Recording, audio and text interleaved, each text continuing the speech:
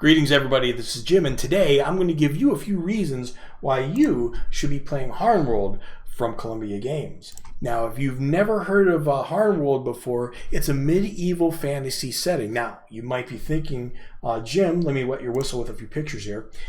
Jim, isn't all fantasy role-playing games medieval in nature? I mean, you got swords, you got armor, you got shields and horses. No, it's not the same, because this is based on medieval authenticity, and that is the emphasis. It's written by medieval historians and people who might as well be historians. When you look at their libraries, they really want to bring that feeling of medieval life to you, and they do it very well. And there's over 1 million words in print. It's been going on for decades. It hasn't just started and has come back now. No, it's been going on consistently for decades with 1 million words in print.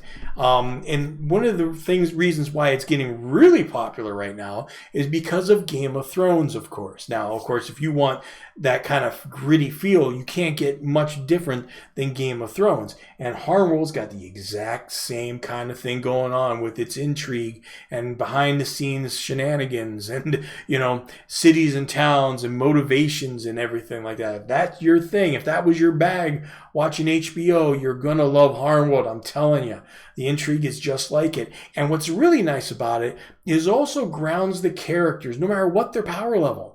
Okay, not because the characters can't just go off gallivanting about going through magic portals and stuff like that if they got the power to, but it's just the mentality. Once you start playing with HarnWorld and implementing that, even if you don't play HarnWorld itself and you just pick and choose parts of HarnWorld, if you do that just right, you're going to get your characters into the mentality of grounding themselves a little bit, working with the common folk. Or there's a supplement called Harn Manor, which is one of the best supplements I've ever read. I wish I could take credit for it, but one of the best ones I've ever read.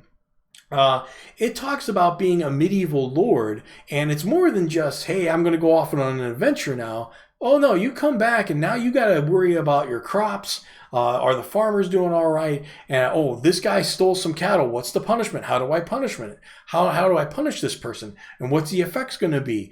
And subplots. And if players like I do, they make their own subplots like that. It's like this could have been over in about 10 minutes, and now we've still been playing 2 hours and they're having a blast.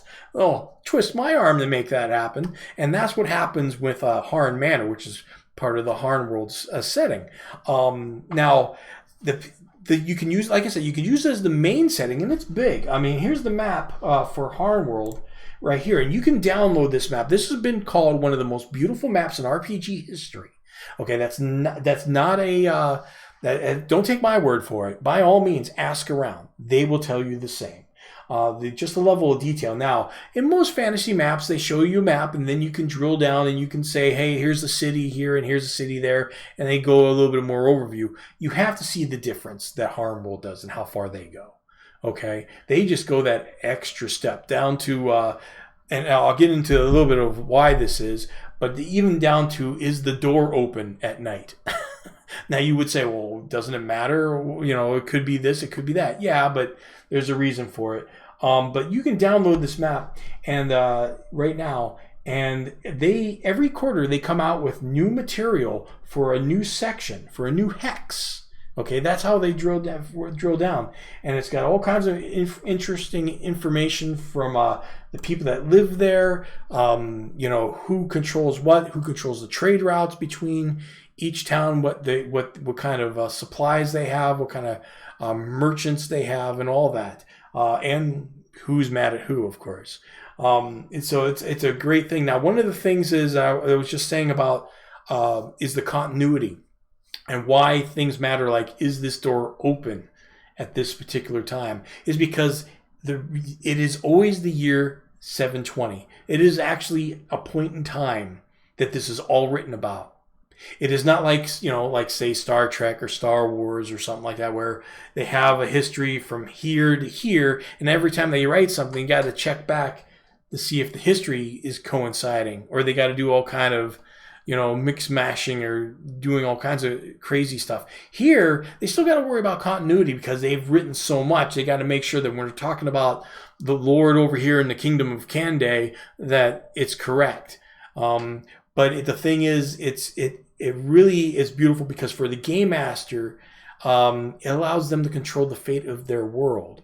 All right, it never gets written over. It's always going to be the year 720. So if you like the kingdom of Kande and you've written about this, Lord, and you said this is happening and your characters have gone here and they've done this and they've done that, there's never going to be an official overwrite of what you've done. Now, granted, I know you're a game master and you could step your foot down and say, well, it's my world. I don't care what it says. But you know how annoying a little bit it is that somebody wrote over your stuff and you have to kind of explain that away. It's really nice that they do that, and with over 1 million words in print, the continuity, it's just huge. Anyway, I got a lot more videos coming up. I just wanted to give you a small primer here. I could keep on going, and I'm going to, but I'm going to save it for other videos. I'm going to talk about the accessories. I'm going to talk about the kingdoms.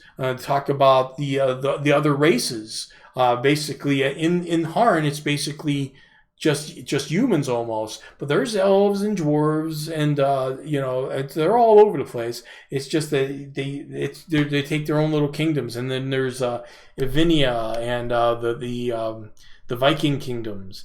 There's a lot going on, and I will get into it. Like I said, I'm tempted to keep on talking now, so I'll talk to you later. You have a good one. See you next video.